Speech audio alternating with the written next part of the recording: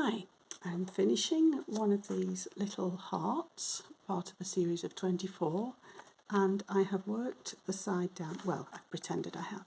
I've worked the side down, the passives down, and they get a little bit narrow as they get to the end. That was simply to get them tighter here to hold the threads for making the knots here. You are going to have a lot of threads ending here together, coming in from both sides, so there will be a little fluffy bundle. There are some clever ways around it. One is to place magic threads as you come down, and they pull some of the pairs back up into the opposite side, but that's a little bit clever for me right now. I haven't practiced that enough. So I'm going to show you the knotted off way. You can also decide to take them down to and just before you knot them off is you can just place a stitch around here like a whipping stitch and simply have a tassel come down, or make a little whip tail and have a tassel come down. There are various options, but I'll just show you this one way. You can see that I've worked down. My next pin is this pin up here that these two pairs have to share. Now I will push some of these pins down out of the way so that my bobbins can actually get around them, because I will have to start tying knots now. The knot that I use is overhand, underhand, and then trim. Okay, that's simple enough. So there you go, that's what they look like down. You can see that that's the last pin on the inside, that's the last pin on the outside. These are my two workers. They have worked through that, so that is the next place for that pin, and the same on the other side. They have worked through this bundle, and the last place is that pin up there. So I will now cross them, the two workers, put a pin in there, being careful not to get it tangled around the pin, the other pins, tension,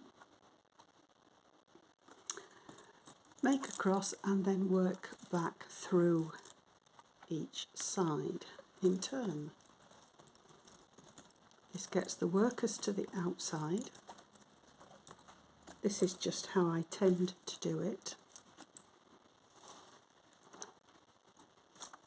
This is the other side.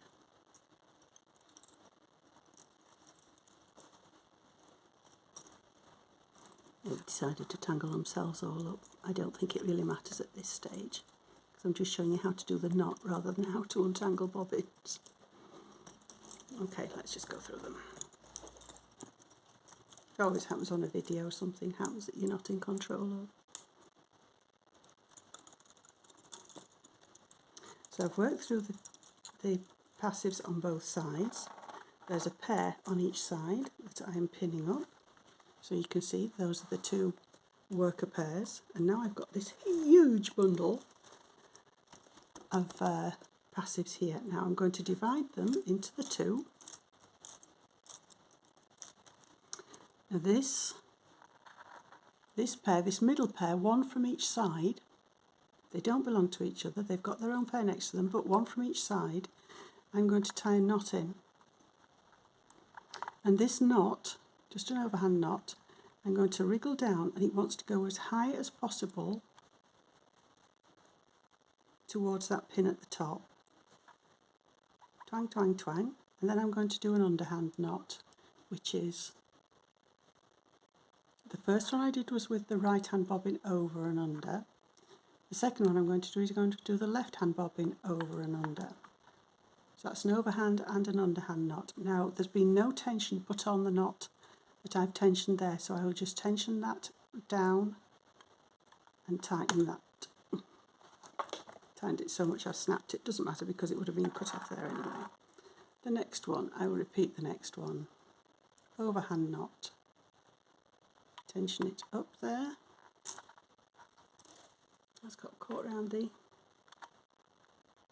pin there. It is a fiddly little process, but I am making a bit of a mess of it. So tension up there. Left over right. And tie that one down as well, put that out of the way. What you can do when you've done a few is you can actually just take an odd one out, an odd pair out. I'm not pulling very hard, you can see how far away this bottom hole is, and the knots are going higher up there. I'll zoom in, see if I can get that a bit clearer. There you go. So I'm going to do, I've just done the overhand knot, so I'll do the underhand knot.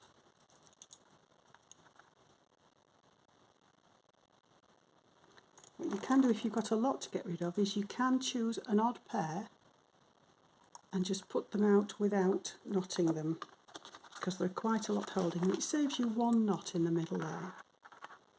So always knot on each side of it. See the little knot there? I'm jiggling it side to side.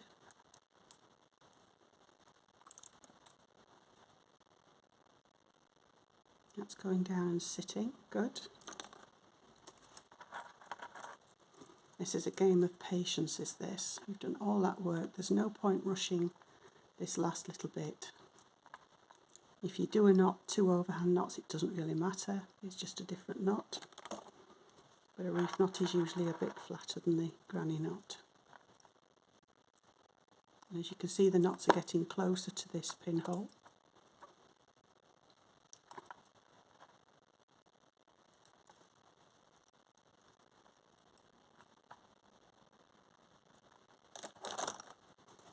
Now then, I'm on the last but one. There's just these two workers left. This is my last passive, so I'll definitely knot that one.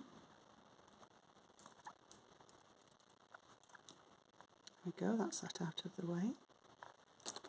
And these two last passives, I'll just do a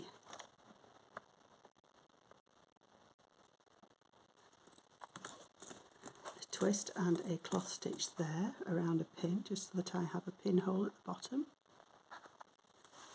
There we go. I'm not going to tie these two together and cut them off. What I am going to do is just simply put an overhand knot on each side. There are loads of different ways of finishing these off. This just happens to be a quick, easy way that I can remember.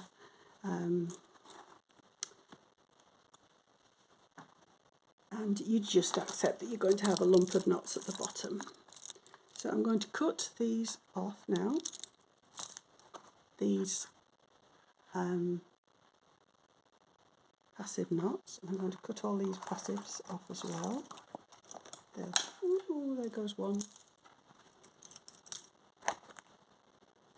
Okay, so these are the passives. Okay, I don't need to do anything with those right now.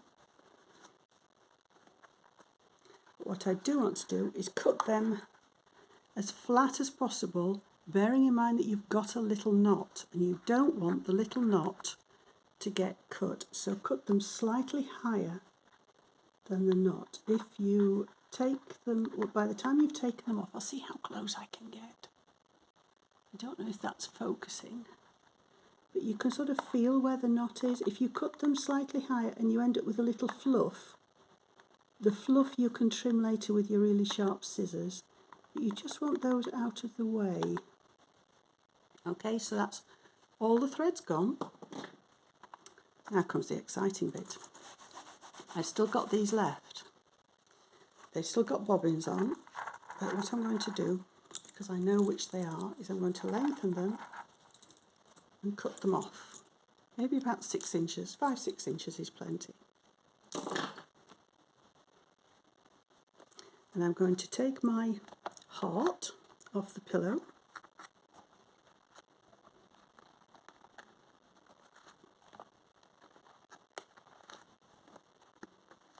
And you can see, you can pretend that there's more heart made than there is.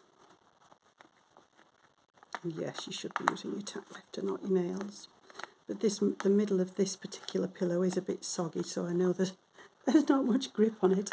I tend to use the outside of this little circular pillow because the inside is getting a bit worn and crumbly.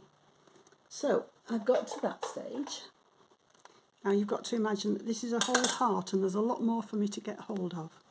So what I'm going to do is get one side of the workers, put those through a needle,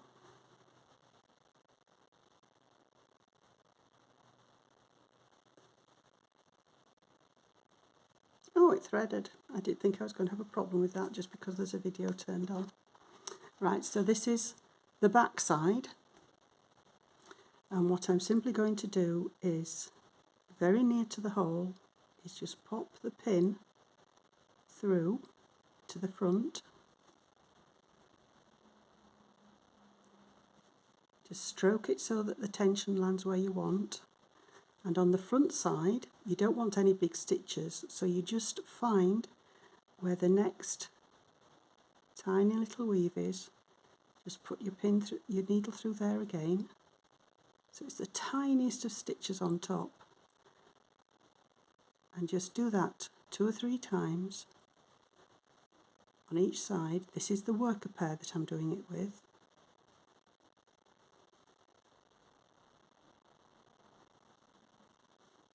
Ever such tiny stitches. Remember, you've taken all that time to make the lace. There's no point rushing it at this point.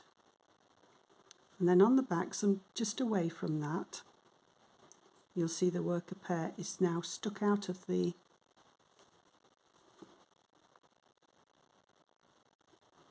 back of the lace, and you just snip it off.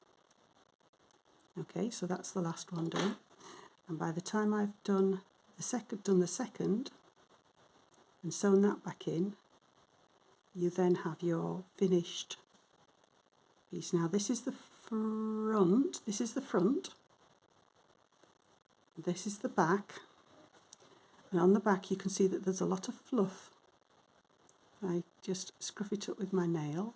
Now I can see, now it's off the pillow, I can now see, ignore that one because that would have been sewn in. I can now see how much I can risk cutting off.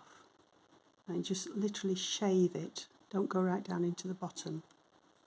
And you will find an odd thread come out that escapes, and you just snip the fluff until you're happy with it. You can dampen it and force it to lay flat, it often does.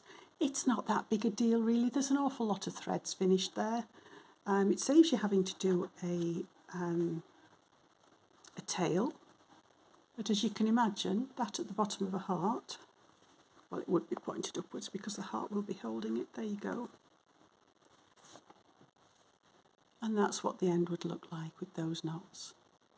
So always remember that you're working on the back side if you're going to be finishing like this, because you don't want the knots on your front side. And if you do take a photograph of it or stick it to a card or anything, look for the knot side and do that face down. Okay, have fun with that. Bye for now.